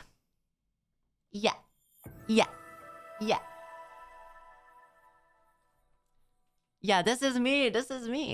They transformed my face so, like, I look so different. I look so different when you see like the full picture. I look so different. I did not look like myself. It was so weird to see myself that way. Can you show the full face? I want to see the full makeup. When they send me the extra pictures, I'll post the full face. But this one is the photo card, and I felt like I kind of looked ugly, so I just covered my top face. But when they send me the other ones, I'll show the full face. Okay, and then that was the last day of the Kyoto trip. So after we did that, we didn't have enough time to go to Nara Park, which I was kind of disappointed with because the cosplay thing took about maybe 4 or so hours. And so by the time we were done, we didn't think that it would be worth it to go to Nara Park because the sun would have set by then. So we didn't get to see the deer. Nara Park is where you get to buy rice crackers, and then the deer will come to you and they'll bow to you, and then you hand them the cracker. And it's like a whole town where it's filled with deer that just roam around and like interact with people, and they're all really nice and gentle and cute. But if you tease them, they will ram into you, and some of them have horns, so it hurts. Yeah. And then when we got back to Tokyo, we went to a cafe, a Final Fantasy 14 cafe with Girl DM and Sho and me. And what's funny is that Girl DM didn't finish Endwalker. So there was so many spoilers. Wait, hold on. Let me grab the picture. Hold on. I spoiled it.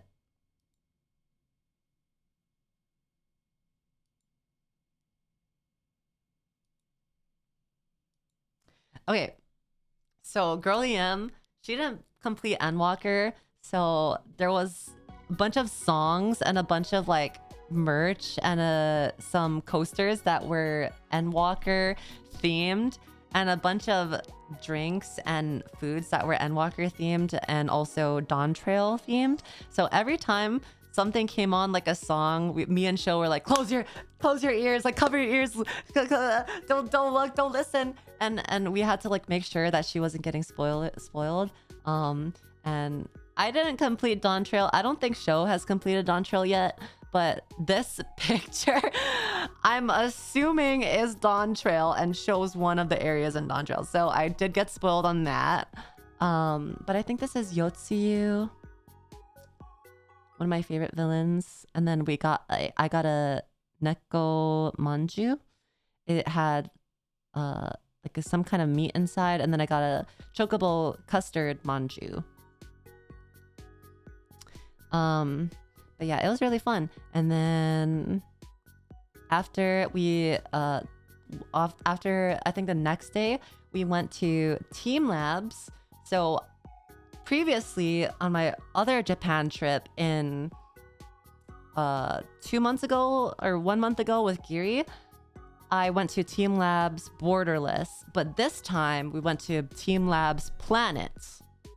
So the Planets one is the one that I told you guys about, where you have to take off your shoes and then you have to walk in water. And during the summertime or summertime adjacent, you know, everyone's feet smell gross and toe jammy and disgusting and musty. So, yeah. So we had to go and walk in musty, crusty, dusty. It was kind of gross, I'm not gonna lie. But thankfully, one of the beginning exhibits. Thank you, Fluffy, for the raid. I appreciate it. Thank you. One of the first exhibits was a waterfall. So you have to walk on an incline, and the waterfall clashes against your feet, and it's fresh water. So thankfully, the first exhibit was people washing their feet. But if you're behind the group, then you're kind of getting the water that already washed someone's feet before you. So I made sure to go in the front because I was like, I am not getting someone's toe jams all over my feet. Thank you very much. But when we took off our shoes in the beginning and put all of our shoes in the locker, it was so disgusting. It's just sour and musty, and like I felt like I was gonna cry because I'm super sensitive to smell. And it was just, I hated it. I hate it so much. But it got better as the exhibits progressed because we kept having to wash our feet. And then one of the exhibits was a bunch of balls. So there's me hanging onto one of the balls. Yeah. And they were really squishy too. Like you can squish them and push them around and like play with them. And it was really cool. And it's actually kind of funny because I forgot that most of the exhibits have mirrors on the floor. So one of the pictures that I took Show did this, guys. He was like, Yuzu, take a picture over here. This is a good picture, because it was two balls. It was two balls, and I was like in the middle of the balls and like holding up the balls. And so I was like squatting because I wanted to make it look like I was holding balls up. And so he sends the picture in the group chat. Bitch, you can see in the mirror you can see everything underneath. But thankfully I was wearing safety shorts, but it was Spankies, so it was like barely safety shorts, but it was like it kind of looked a little sus. But you can see, and this wasn't even my outfit, guys. This little cloth that's hanging on my waist, this is my skirt. So it's a long skirt that goes all the way down to my ankles. I had to tie it up because there's some exhibits where the water goes knee high, so I had to tie it up really high. And so I had like safety pants or safety skirt and shorts underneath. Yeah, I almost showed hole, and he didn't even realize that I was showing hole. And then like he was taking more pictures, and he was like, close your legs, Yuzu. And then he sends me the pictures. Bitch, this man knows no shame. But anyways, there was one other area that also had mirrors on the floor, which was like an LED type exhibit where there was like lights hanging from the ceiling. There was a bunch of mirrors, and so it looked very infinite universe. And it changes colors. So sometimes it'll look like it's raining. Sometimes it looks like the walls are pulsating. Sometimes it looks like the place is on fire. And it's like the ones that I showed you guys from Borderless, but this one I feel like was better. And there's ambient music and everything. And you'll see more in the vlog of like videos. And then here's one of the exhibits that I was really grossed out about, because I also have a thing for textures, and there was a hair that like was in the water that like grazed by my foot or my leg, and it felt really slimy, and I got like really disgusted. I almost threw up. But this is the exhibit where the water is knee high, And apparently these fishes, they're interactable. So if you walk close to them, they'll run away from you. So that was cool, I guess. But I immediately walked out as fast as I could because I did not like the feeling of someone's hair grazing my leg or foot. Yeah, no, it's not real fish. It's lights, but they interact with you. So if you walk close to them, they'll swim away. And then we had a hotel room. We actually ended up staying at a 5-star hotel. I think it was the Hilton. I didn't know it was 5-star, but they had breakfast every day, and they had kiwi every day, and they had salad and bao buns and bacon and hash brown. It was so good, and I ate there every single day, and I wish I could eat like that every day. It was so good. And they had like capers and lemon dressing. Oh god, I felt so healthy, man. I felt so freaking healthy. Like look at those kiwis. Look at that grapefruit. Look at that melon. It was included. It was included with our room. It wasn't even a separate charge. It was all included. Just learn how to cook. Ew, no, just get a boyfriend that knows how to cook. Ugh, I just want a boyfriend that knows how to cook so I don't have to do that.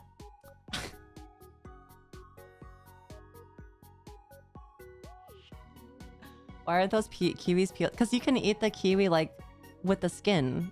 I eat it with the skin. Pillow princess. What? If a guy knows how to cook, then they're a keeper. I don't want to cook. I just want to stream and play games. Oh my god, what's so funny though? The guy at the muscle bar that I told you guys about that wanted to take me home, he said he knows how to cook and he would cook me a breakfast, lunch, and dinner, and I was like,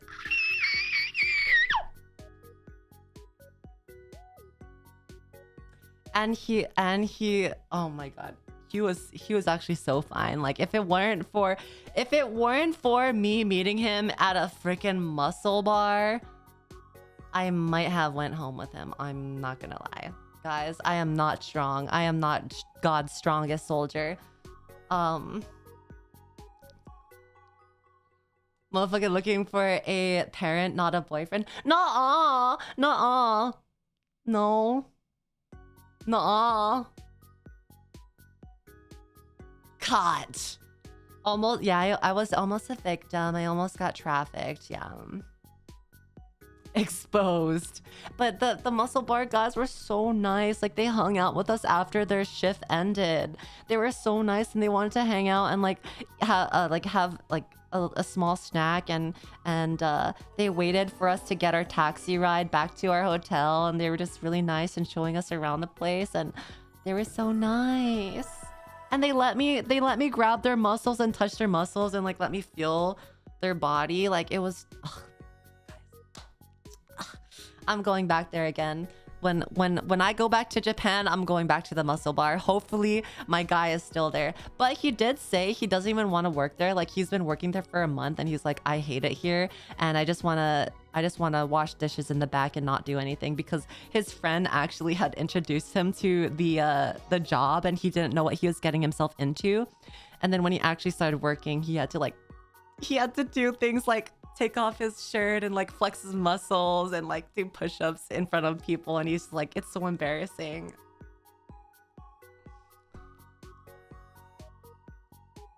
That's just a line. Is it? Am I being fooled? Am I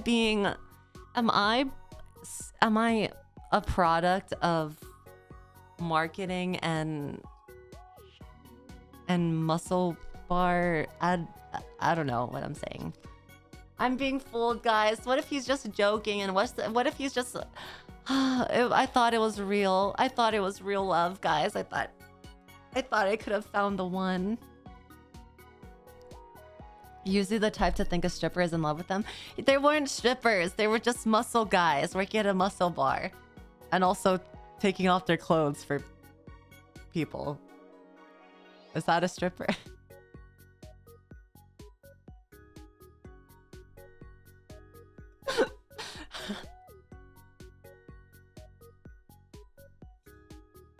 They're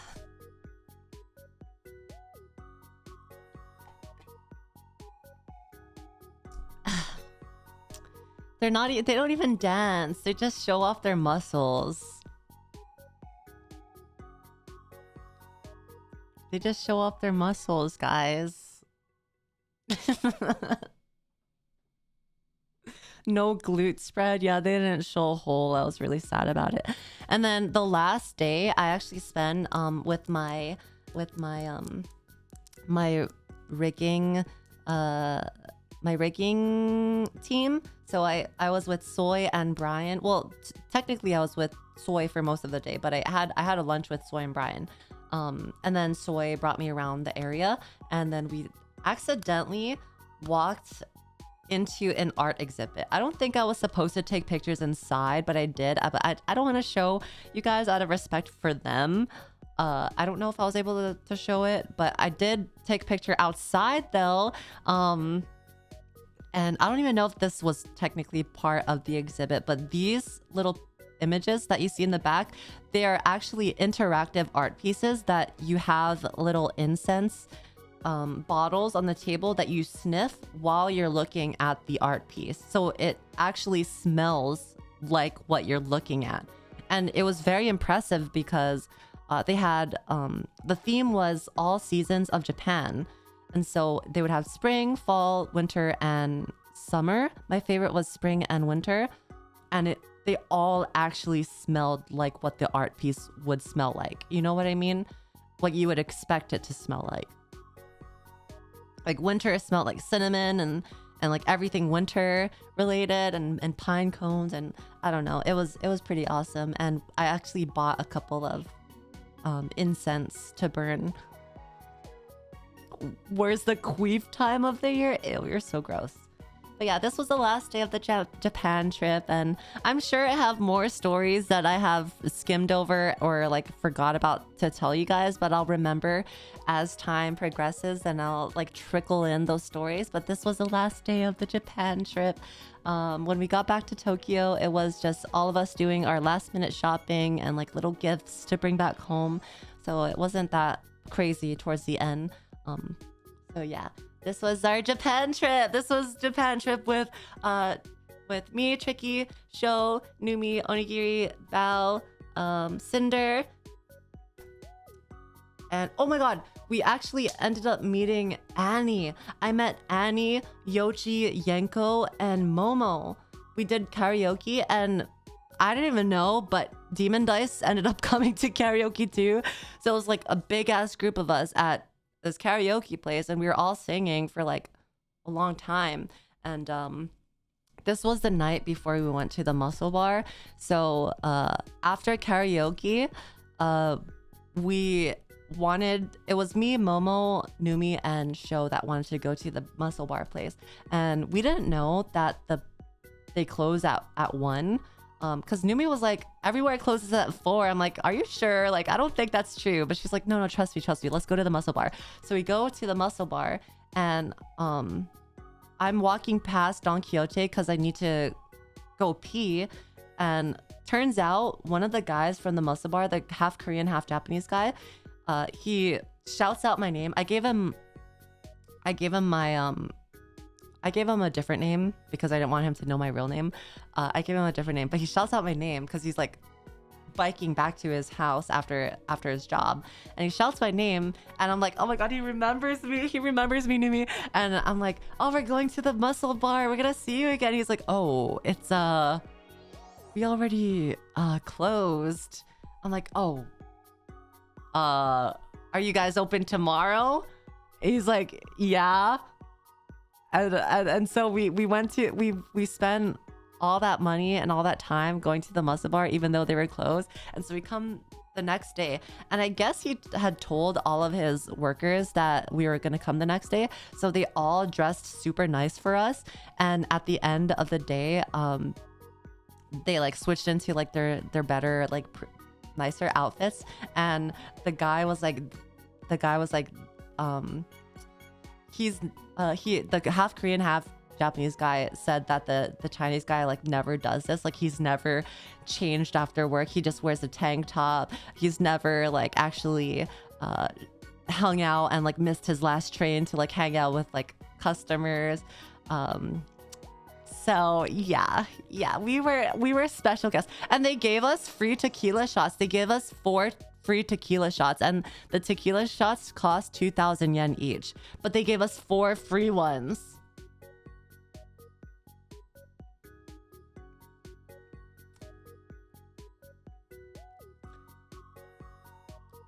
Right. No, guys, we were the special ones. We were the special favorites, okay? They don't do this every single time. We were a special case. We're different. Man, these guys are real professionals at making y'all fold. They weren't. No, we were different. Yuzu, you would buy sand in a desert. You're so mean. You're so freaking mean. We got the VIP treatment. We went to a certain park with the muscle guy and others. Oh yeah. After they finished work, after they closed at 1, they ended up hanging out with us. Well, the Chinese guy ended up hanging out with us, and then the Korean Japanese guy like came later. But the Chinese guy, he walked us through. He's like, do you want to see the park where everyone goes to for like night services? And so he walks us to the park. I think it's called Okubo something. I think it's called Okubo, and pretty much that's where all of the young women will like sell themselves for like 1,500 per 30 minutes. And Yuzu, you're so oblivious. This is common 101 on how to trick Americans into spending money. They definitely weren't being nice to you just no, they were nice. They were nice to us. Okay, Cool. They were nice. Why did we go there? He wanted to show us the true like D-Gen area, because we just wanted to party. We just wanted to go to a muscle bar and like drink and like talk with the people. And after their work, they wanted to show us like how grungy it could get. So like we walked through the area, and apparently like these people will sit around and stand around and wait for guys to walk past them. And these girls will walk towards the guys and like grope them or like grab them, like, you want to come home with me? Like, I know you like me, and all that kind of stuff. And so we saw all of the scary parts of that area, and he like told us all of the like nightlife secrets. And we went in wanting to touch some muscles, and we went out with knowledge and wisdom.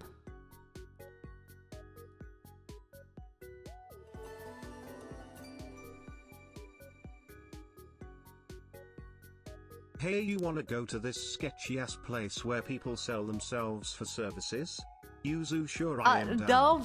We were so sorry, Yuzu. We were actually okay. So we were actually going to the kebab place. That was the initial goal. But he's like, let's take a detour, or like, do you want to take a detour and see all like the scary stuff? And then Numi and Cho and me were like, okay, sure.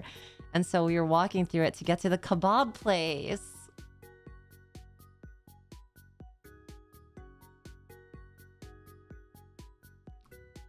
Clip a no, stop.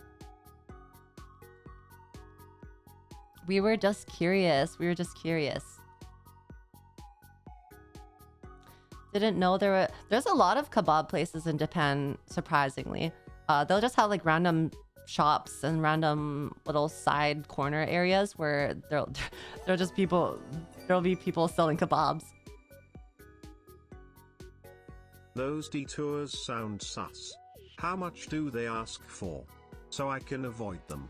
Do not even joke about that. It's actually really sad. Guys, it's really sad because it's like these young girls that like are trying to get money for like their favorite idols and their favorite bars to go to. Like it's actually really sad. Me and Numi were like, oh my god, like I wish I could help them.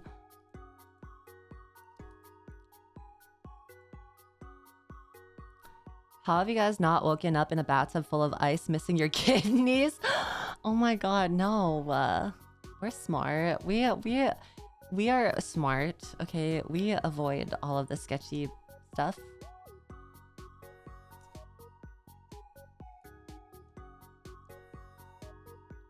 We are smart, guys. Trust me. Okay, give me 1 second. I'm gonna fill up my water and then use the restroom, and then we will come back and we will play a game. I think we're gonna continue Silent Hill for a bit, and then we'll log off.